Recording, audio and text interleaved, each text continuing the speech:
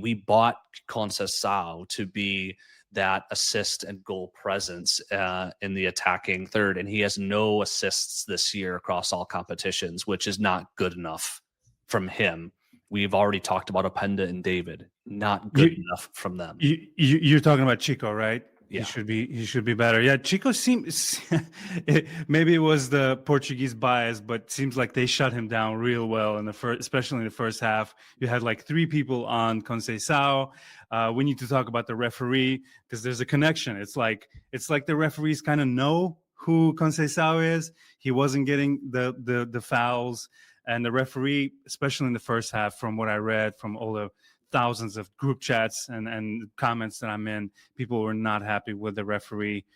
Maybe there is a UEFA bias. It's a really corny thing to say, but who knows? I mean, you cannot deny the possibility of someone at UEFA going, you know what, that's Juve. I don't see. Look, I think the ref was a little. He struggled at times to control the game. I think there was that moment with Conceição where Conceição got absolutely tackled, like American football tackled. And he made a card motion at the ref, and the ref carded him, not the other guy, because he made that motion. I mean, and then he carded the ref. And then, but I think the ref struggled with his consistency in that regard and trying to like imprint his, being forceful in the match and stuff. I think at the end of the day, though, he really had no control. He had no impact on this result. This result, it was a fairly open game. I don't think was necessarily hindered or hampered by the stop-startiness of ticky-tack fouls or the like. I think the story of this game is Juventus had all the opportunities to win this game and they didn't.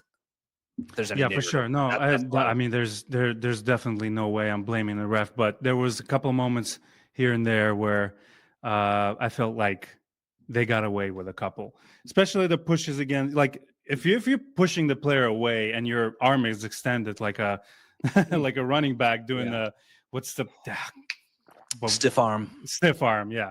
I feel like that's a bit much.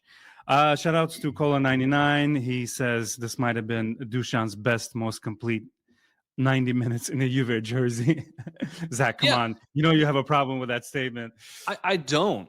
And I don't have a problem with that statement, but I think, my head goes immediately to where Azaruz goes. He said this a little bit earlier. He's like, imagine if we had this Dusan for the last 2 seasons. That's the deal. Is Dusan every once in a while reminds us he's a good player, which only makes all of his bad performances that much worse in my mind, because he could have been playing like this for the last 3 years and he hasn't. And so I don't think of that fondly. I think of that with a lot of regret, because that player's been there all along and it's because of him that he hasn't come out with the right mentality. He hasn't come out with the right physicality.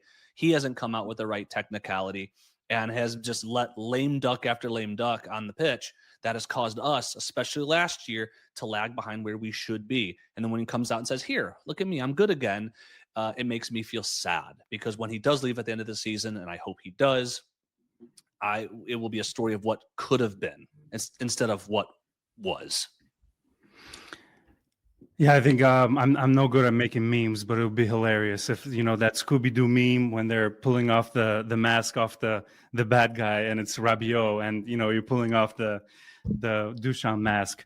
There's a couple more people here. Mitch says, but Zach, where would we be without? Do we have a couple Mitchells and Mitchells in the chat? Where would we be this season without Dusan?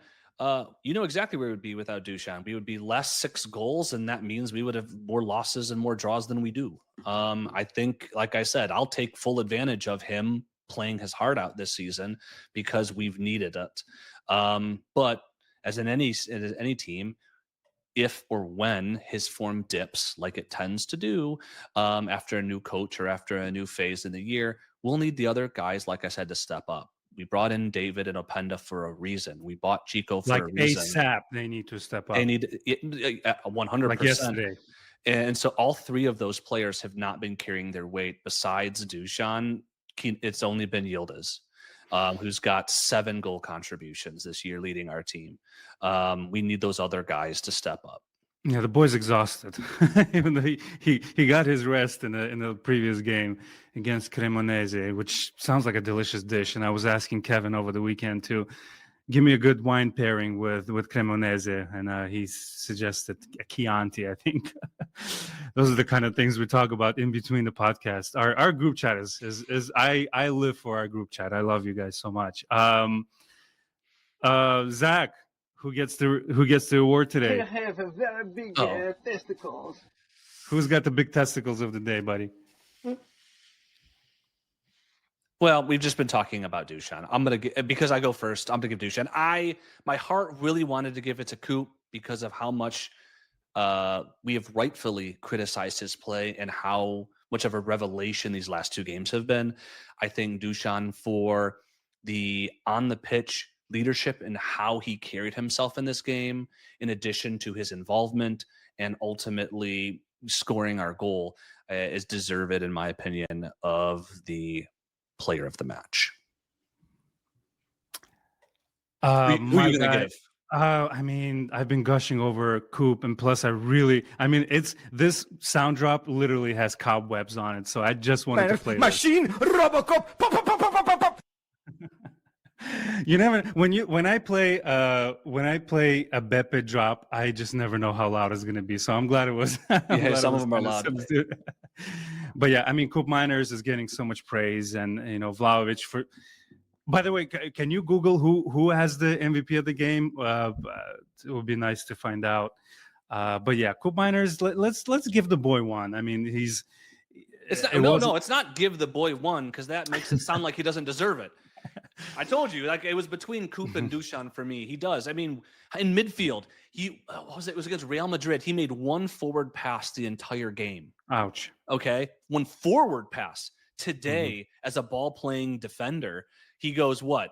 He goes 5 of 9 accurate long balls. He's got 8 passes into the final third. I mean, he was very active in his distribution in a meaningful, purposeful, and positive way. He absolutely deserves it. It's not we should throw our boy one. No, I mean, he absolutely deserves to be in the equation. All right, let's run it back then, huh? I lost the job, but anyways, yeah. Somebody mentioned his second game in defense. It's not like this was a fluke, and he stepped up, played a defender. I feel like for the previous game as well, he deserves a shout. But there's the two sides to it. Dusan was really impactful during the actual game. I mean, he brought us the goal and a million shots on target, like you mentioned. But in the long run, I feel like Coop Miners has given a little stability to the back line.